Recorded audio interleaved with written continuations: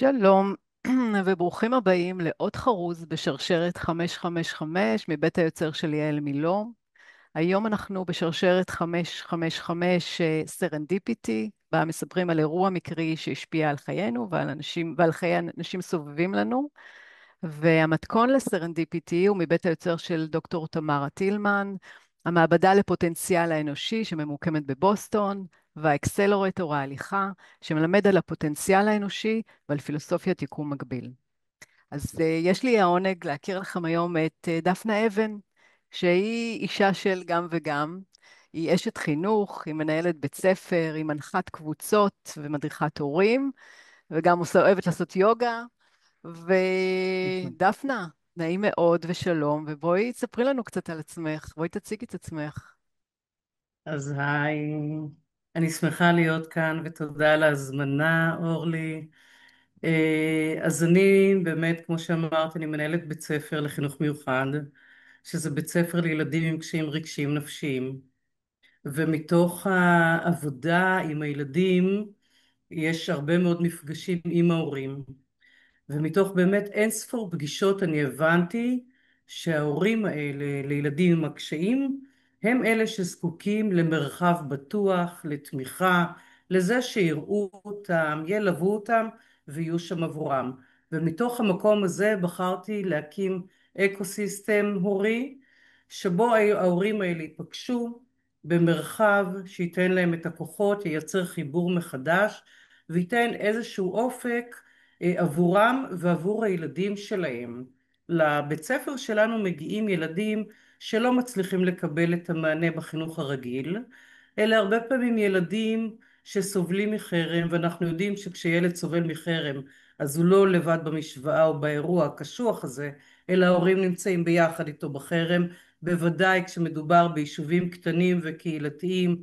אנחנו יושבים בהדסה נעורים בבית ינאי, ועמק חפר מורכב מהרבה מאוד יישובים מהממים, מקסימים, אבל קטנים. אז זה אירוע מאוד מאוד קשה לילדים ולהורים שלהם כשהם סובלים מחרם חברתי ומנידוי. ומגיעים אלינו גם ילדים אחרי אשפוז במחלקה פסיכיאטרית. וההבנה היא שהילדים מקבלים את מה שהם ראויים וזקוקים לטפל כדי לעבור את התהליכים שאותם הם צריכים לעבור, וההורים לא. אז רציתי רגע, לפני שאנחנו צוללים להורים, עוד לפני זה, לנסות ככה להבין ממך איך אפשר בעצם למנוע, או דקה לפני שילדים מידרדרים, כי זה מאוד מטלטל, הילד שפתאום קורה לו משהו, ואנחנו בתור הורים, זה תמיד שם אותנו, זה מפחיד. אז בואי, איך אפשר לנסות למנוע בעצם הידרדרות כזאת עד להגעה בעצם למסגרות שאת מנהלת? קודם כל, לראות ולהיות בנוכחות הורית, לראות מה קורה עם הילד, ולא לשים את זה, ולא לשים את זה מתחת לשולחן, או להגיד זה יעבור, לגשת לקבל עזרה מקצועית, לתת לאיש מקצוע לראות, להתבונן, ואז מתוך המקום הזה לתת את המענה, מענה מדויק, הרבה פעמים ובזמן, יכול למנוע הגעה לבית ספר. אוקיי? אני אגיד שגם כל ילד שמגיע אלינו מגיע רק אחרי שהוא עושה אבחון פסיכיאטרי.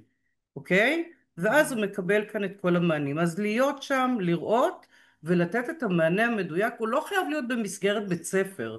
זה יכול להיות במסגרת המשפחה, במסגרת הקהילה, זה יכול להיות בחוגים, יכולים להיות כל מיני סוגים של מענים לפני שמגיעים. אבל אני אגיד עוד דבר.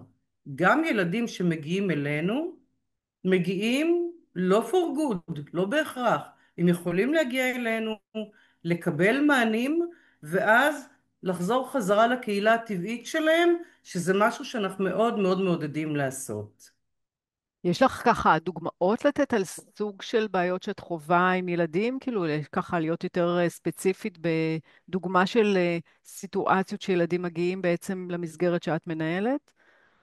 יש לי הרבה מאוד דוגמאות. אני יכולה לתת דוגמה של ילדה מדהימה, מדהימה ואימא מקסימה שקיבלנו, שגרים ביישוב קטן, שילדה בשלב מסוים פשוט הפסיקה ללכת לבית הספר, ואז הייתה התכנסות פנימה, ואז החרדה החברתית, ובעצם היא התחילה להגיע אלינו, ומתוך עבודה, גם עם הילדה וגם עם האימא, היא הכי נמצאת בחברה, נפגשת בבוקר עם חברות חדשות, נפגשת אחר הצהריים עם חברות וחברים, במענים המאוד מדויקים שהיא מקבלת.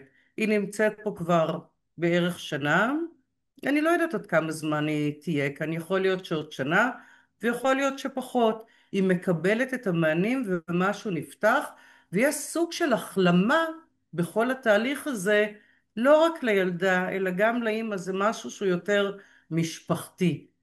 אז זה הדבר. ומה זיהיתם שם? נגיד, יש דברים שזיהיתם, שיכולתם בעצם, יכלת לקחת את זה